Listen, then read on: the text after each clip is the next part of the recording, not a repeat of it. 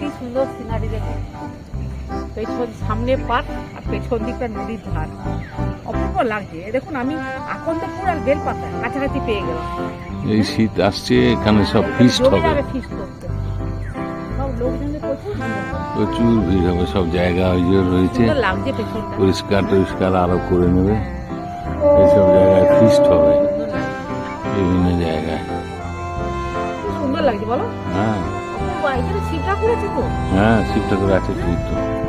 তো আমি দেখো আমি আকন্দপুর আর বেলপাতা এখানে পেয়ে গেলাম। হ্যাঁ এটা আমার সব থেকে মানে সকালবেলা যদি আকন্দপুর আর বেলপাতা পেয়ে যা কিছু লাগবে না। এই তো। ঠাকুরকে পুজো করতে ওম নমঃ ভগবতে রুদ্রায়, ওম নমঃ ভগবতে আমরা জানতাম না, রুদ্রায়, এখানে এসে দেখলাম। ওম নমঃ ভগবতে রুদ্রায়। পার্কের ধারে। এটা কোন পার্ক বন্ধুরা বলবেন তো কমেন্টস করে।